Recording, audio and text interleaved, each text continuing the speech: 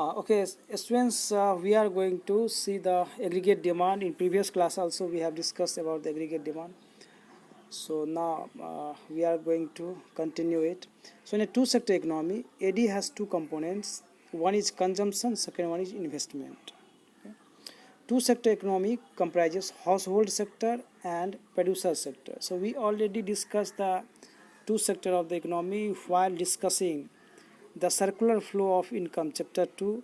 There we saw that there were two sectors of economy. One was producer sector and second one was household sector. Thus, aggregate demand in two sector economy is sum total of consumption and investment. So aggregate demand means here consumption and investment. Here household sector demand for consumptions and producer sector demands for investments. So two types of demands are there. One is demand by the household sector. So household demand mainly for the consumption. So there is consumption demand, that is C, by the household sector, and producer sector demands for investment, because the objective of producer sector is to produce the goods and services, and therefore they invest in the economy. So there is investment demand. So, okay, demand for the capital goods. So consumption demands and investment demands, two types of demands are there. So when we add C plus I, consumption plus investment, then we get aggregate demand, total demand.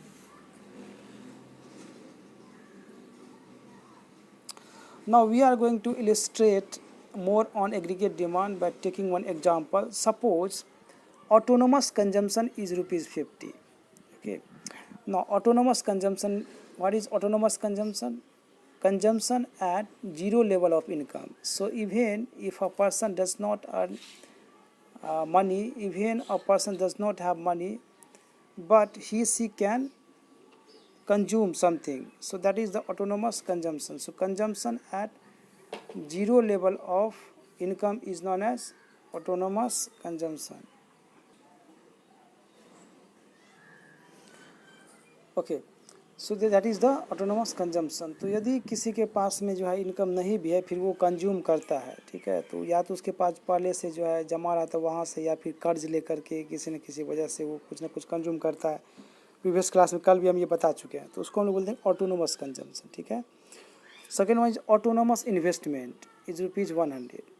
तो autonomous investment जो है क्या हुआ, वो उस investment को बोलेंगे जिसको इनकम से कोई मतलब नहीं, जो कि फिक्स्ड इन्वेस्टमेंट इसको हम लोग बोलते हैं, कि ये इन्वेस्टमेंट जो है फिक्स्ड है. इसको डिमांड से मतलब नहीं है कि ज़्यादा डिमांड है तो ज़्यादा इन्वेस्ट करेगा प्रोड्यूसर, नहीं, ये फिक्स्ड है. ठीक है. तो मान लीजिए जैसे इंफ्रास्ट्रक्चर में जो इन्वेस्ट किया गया है तो ये फिक्स होता है. तो जो फिक्स इन्वेस्टमेंट होता है, चाहे इनकम कम हो या ज़्यादा हो, जो भी हो, तो इतना इन्वेस्टमेंट जो है फिक्स है, मतलब यानी कि इकोनॉमी उतना इन्वेस्ट होगा ही. उसको हम लोग बोलते हैं autonomous investment, fix investment. And ठीक है. तो ऑटोनोमस कंजम्पशन समझ गए कि consumption at zero level of income. Autonomous investment क्या हो गया, fix investment which does not depend on income and demand. And change in consumption which change in income, जिसको हम लोग बी से रिप्रेजेंट कर सकते हैं, इक्वल टू 0.5 और 1/2 ऑफ इनकम. इसका मतलब सीखिए. इसका मतलब ये हुआ कि change in consumption with change in income, यानी कि आपका कंजम्पशन में कितना चेंज हुआ यदि आपका इनकम में चेंज हो रहा है. यदि आपका मान लीजिए कि आपका इनकम यदि ₹1 चेंज हो रहा है, तो आप कंजम्पशन कितना बढ़ा रहे हैं. ₹1 यदि आपका इनकम बढ़ गया तो आप कितना जो है कंजम्पशन आपका बढ़ा. तो यहाँ पे मान लीजिए 0.5, कितना माने हैं 0.5, या 1/2 ऑफ इनकम, यानी कि 0.5 ऑफ इनकम, यानी कि 50 पैसा. या इस तरह से सोचिए आप, यदि आपका इनकम ₹2 बढ़ गया तो आपका जो है कंजम्पशन कितना बढ़ा, आपका कंजम्पशन बढ़ा ₹1. यदि ₹5 आपका इनकम बढ़ा तो आपका कंजम्पशन कितना बढ़ा, ₹2.5, ₹2.5.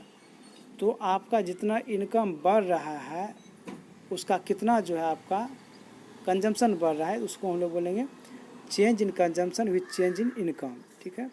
तो इसको हम लोग टेक्निकली बोलते हैं marginal propensity to consume, MPC, जो आगे हम लोग डिस्कस करेंगे. इसको क्या बोलते हैं, MPC, बी को क्या बोलते हैं हम लोग, बी को बोलते हैं MPC, यानी कि मार्जिनल प्रोपेंसिटी टू कंज्यूम। इसका मतलब ये हुआ कि आपका इनकम चेंज होने से आपका कंजम्पशन कितना चेंज होता है, यानी कि आपका इनकम का कितना परसेंटेज जो आपका कंजम्पशन चेंज होता है। तो यहाँ पर हम लोग 0.5 मान लिए। So consumption equal to autonomous consumption plus B into Y, यानी कि टोटल कंजम्पशन यदि आपको निकालना है तो आप क्या करेंगे, ऑटोनोमस कंजम्पशन, ऑटोनोमस कंजम्पशन को हम लोग C बार से लिखते हैं या फिर C0 भी लिखते हैं, ठीक है, इसको हम लोग ऑटोनोमस कंजम्पशन बोलते हैं। तो ऑटोनोमस कंजम्पशन प्लस क्या हो गया, बी इंटू वाई। बी क्या हो गया कि कितना जो आपको इनकम का कितना जो है आप कंज्यूम करते हैं, 0.5 इंटू गुना कर देंगे इनकम से, तो वाई से, ठीक है। तो वाई का वैल्यू यहाँ पे नहीं दिया है, जो भी वाई का वैल्यू होगा वो जो आपको हम लोग उसको ये कर लेंगे, कैलकुलेट कर लेंगे। तो कंजम्पशन इक्वल टू क्या हो गया, फार्मूला से हम लोग यहाँ पता कर सकते हैं कि C equal to consumption equal to autonomous consumption plus B into Y. इसको याद रखना है, इसको हम लोग आगे भी डिस्कस करने वाले हैं। इसको हम लोग बोलते हैं कंजम्पशन फंक्शन, इसको हम लोग बोलते हैं कंजम्पशन फंक्शन, और ये जो हम लोग आगे भी डिस्कस करने वाले। Okay, now see this table. Level of income कितना है, पहले 0 है, कंजम्पशन कितना है 50 है, ठीक है। इस कंजम्पशन 50 को हम लोग क्या बोलेंगे, ऑटोनोमस कंजम्पशन बोलेंगे, यानी कि जब 0 इनकम है, इनकम कुछ नहीं है, तो 50 रुपया जो खर्च हो रहा है, ऑटोनोमस कंजम्पशन हो गया। इन्वेस्टमेंट कितना है 100 रुपीज़, यहाँ पर इन्वेस्टमेंट फिक्स है, सब में 100 100 100 100 है, क्योंकि इसको हम लोग क्या बोलते हैं, इसको हम लोग बोलते हैं फिक्स्ड इन्वेस्टमेंट। तो जब 0 इनकम था तो आपको कंजम्पशन कितना है 50 है, ठीक है। इन्वेस्टमेंट कितना है 100 है, फिक्स इन्वेस्टमेंट है ये। तो एग्रीगेट डिमांड क्या हो गया C प्लस I, 50 प्लस 100 150, ठीक है। तो यहाँ पे ये याद रखना है कि जब ऑटोनोमस कंजम्पशन जो है आपको 50 है, यानी कि जब इनकम 0 है और इन्वेस्टमेंट आपको 100 है, उस समय एग्रीगेट डिमांड 150 है। ऐसा इसलिए क्योंकि 50 जो आपको क्या हो गया, ऑटोनोमस कंजम्पशन हो गया। जब आपको इनकम 50 हो गया, इनकम बढ़ गया 50 हो गया, 0 पहले था 50 हो गया, तो कंजम्पशन कितना हो गया, कंजम्पशन 75 हो गया, ठीक है। क्यों 75 हुआ, क्योंकि 50 तो आपको पहले से था ऑटोनोमस कंजम्पशन, और आपको कंजम्पशन कितना बढ़ा, हम लोग कितना एज्यूम किए थे, बी कितना एज्यूम किए थे, बी हम लोग एज्यूम किए थे 0.5, यानी कि जितना इनकम बढ़ रहा था उसका आधा, उसका जो है 1/2, ठीक है, बढ़ रहा था आपका कंजम्पशन। तो इनकम कितना बढ़ा, इनकम 50 रुपया बढ़ गया, तो कंजम्पशन कितना बढ़ेगा 25 रुपया बढ़ेगा, इसलिए 50 से 75 हो गया। 25 50 में ऐड कर दो, 50 में 25 से ऐड कर दो तो 75 हो जाएगा। इन्वेस्टमेंट 100 रहेगा और एग्रीगेट डिमांड कितना हो गया 100 प्लस 75 175 हो गया। उसी तरह से जब आपको इनकम जो है आपको 100 हो गया, 50 से 100 हो गया, फिर आपको 50 रुपया बढ़ा, तो यहाँ पे कंजम्पशन कितना बढ़ेगा, फिर 25 बढ़ जाएगा तो 100 हो गया और 200 हो गया। नेक्स्ट टाइम देखिए यहाँ पे इनकम कितना बढ़ गया, 100 से 200 हो गया, यानी कि 100 बढ़ा। तो इनकम यदि 100 बढ़ा तो कंजम्पशन कितना बढ़ेगा, 100 का आधा 1/2 यानी कि 50, तो कंजम्पशन 150 हो गया, और आपका एग्रीगेट डिमांड जो है 250 हो गया, दोनों को ऐड करने के बाद। तो इस तरह से आप देख रहे हैं। तो यहाँ पे एग्रीगेट डिमांड का क्या आपको रोल है, कैसे निकालेंगे वो आप देख लिए। यहाँ पे हम लोग मार्जिनल प्रोपेंसिटी टू कंज्यूम, जिसको हम लोग बी माने, यानी कि कंजम्पशन में कितना चेंज हो रहा है इनकम में चेंज होने से, उसको हम लोग देखें। इसको हम लोग ग्राफ द्वारा देखते हैं। इस ग्राफ को समझिए, यहाँ पे एग्रीगेट डिमांड है 0 100 200 300 400 रिप्रेजेंट कर रहा है। यहाँ पे इनकम है, इनकम इंक्रीज कर रहा है। ये देखिए ये इन्वेस्टमेंट कर्व है, ये आपको straight parallel to X axis है। क्यों है पैरेलल टू एक्स एक्सिस, क्योंकि ये जो ऑटोनोमस इन्वेस्टमेंट है, यानी कि ये फिक्स्ड है, ये हमेशा 100 ही था, ठीक है। ये फिक्स्ड इन्वेस्टमेंट, इसको इनकम चेंज से एग्रीगेट डिमांड से इसको मतलब नहीं है। तो ये जो है आपको जो है फिक्स्ड है, इन्वेस्टमेंट 100 है। तो ये उसके बाद कंजम्पशन कर्व हो गया, कंजम्पशन आपको बढ़ते जा रहा है, जिस तरह से इनकम बढ़ते जा रहा है तो कंजम्पशन भी बढ़ते जा रहा है। लेकिन यहाँ पे देखिए जब इनकम 0 है तो उस समय कंजम्पशन जो है आपको 50 है, ठीक है। तो ये 50 जो है इसको हम लोग क्या बोलेंगे, ऑटोनोमस कंजम्पशन। ये जो आपको ये जो लाइन है इतना दूर जो आपको गैप है इसको हम लोग बोलेंगे ऑटोनोमस कंजम्पशन, ठीक है। उसके बाद जिस तरह से इनकम आपको बढ़ते जा रहा है उसी तरह से कंजम्पशन भी जो आपको बढ़ते जा रहा है, लेकिन कंजम्पशन जो है उस रफ्तार में नहीं बढ़ रहा है, यानी कि बराबर रेशियो में नहीं बढ़ रहा है। जितना आपको इनकम बढ़ रहा है उसका आधा जो है कंजम्पशन बढ़ रहा है, इसीलिए इसका कर्व जो है थोड़ा फ्लैट है, ठीक है। एग्जैक्टली आपको इस तरह का कर्व नहीं है, आपको ये आपको फ्लैट कर्व है। फ्लैट का जो है मेन कारण है यही कि आपको कंजम्पशन तो बढ़ रहा है लेकिन इनकम से कम बढ़ रहा है,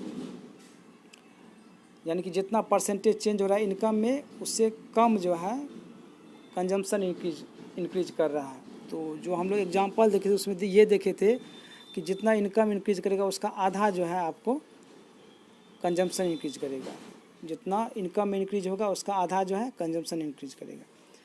तो जब ये दोनों को ऐड करेंगे यानी कि इन्वेस्टमेंट को और कंजम्पशन को दोनों को जब ऐड कर देंगे तो आपको एक नया कर्व बनेगा ये, ठीक है।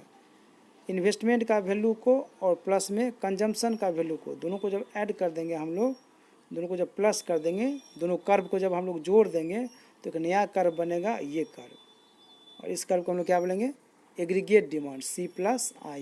ये हो गया aggregate demand C+I। C curve को और आई कर्व को हम लोग जब ऐड कर दिए तो एग्रीगेट डिमांड हो गया।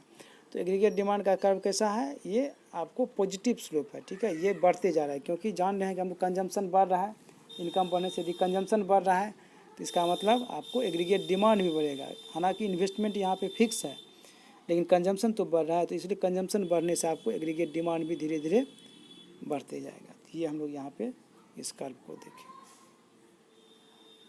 क्या हम लोग यहाँ देखें ऑब्जर्वेशन क्या है, consumption is positive function of income, यानी कि कंजम्पशन जो पॉजिटिव फंक्शन ऑफ इनकम, यानी कि इनकम बढ़ेगा तो कंजम्पशन भी बढ़ेगा। With rise in income consumption increases and vice versa, ठीक है। However percentage increase in consumption is less than that of income, ठीक है। इनकम जिस तरह से बढ़ा उससे कंजम्पशन नहीं बढ़ता। इसका मेन रीज़न क्या है, जब आदमी का इनकम बढ़ता है तो धीरे धीरे जो है एक लेवल आता है जहाँ पे कंज्यूमर जो है आदमी जो है वो सेव करना चालू कर देता है, ठीक है। इनकम को जो है कुछ इनकम का कुछ हिस्सा को सेव करता है, यानी कि टोटल इनकम को वो खर्च नहीं कर देता है। तो जो डेवलप कंट्री है जैसे USA हो गया या फिर जापान हो गया, तो वहाँ पे चूँकि ज़्यादा इनकम जो अर्न करता है तो वो जो है सभी इनकम को आपको ये खर्च नहीं करता, बाकी उसका जो है बहुत बड़ा हिस्सा जो है वो सेव करके रखता है, और कंजम्पशन जो है आपको कुछ हिस्सा को कंज्यूम करता है, कुछ को सेव करके रख देता है। तो इसीलिए यही कारण है कि इनकम इंक्रीज करने से आपको कंजम्पशन भी इंक्रीज नहीं होता है। लेकिन जो डेवलपिंग कंट्रीज है, जो अंडर डेवलप कंट्रीज है, वो उसका जो है आपको मार्जिनल प्रोपेंसिटी टू कंज्यूम जो होती है, यानी कि खर्च करने की जो आपको टेंडेंसी होता है वो बहुत ज़्यादा होता है। तो हम लोग का जितना इनकम इंक्रीज होता है तो हम लोग कहीं ज़्यादा हम लोग खर्च करना चाहते हैं, खर्च करते हैं। तो कंजम्पशन कर्व स्लोप्स अपवार्ड्स, तो कंजम्पशन कर्व जो है आपको अपवार्ड स्लोप करता है, ये भी हम लोग देखें। It is the autonomous investment not influence by level of income. Autonomous investment को इनकम लेवल से मतलब नहीं, वो आपको फिक्स्ड रहेगा। AD sum of C&I, aggregate demand जो है consumption demand and investment demand का सम होता है, एडिशन होता है। AD कर्व है जो पॉजिटिव स्लोप, ठीक है, यानी कि AD कर्व जो है वो आपको स्लोपिंग अपवार्ड, ठीक है, बढ़ रहा है, पॉजिटिव स्लोप इसका हो गया। C is always positive even at zero level of income, और इस चीज़ को याद रखना कि कंजम्पशन हमेशा जो है पॉजिटिव रहेगा, कंजम्पशन कभी जीरो नहीं हो सकता, निगेटिव नहीं हो सकता है। ऐसा इसलिए क्योंकि आपको ऑटोनोमस कंजम्पशन जो है वो आपको कुछ ना कुछ रहता है, यानी कि इनकम जीरो भी है फिर भी आपको C हमेशा पॉजिटिव ही रहेगा, जीरो से ऊपर ही रहेगा। So this is all about today's class, thank you.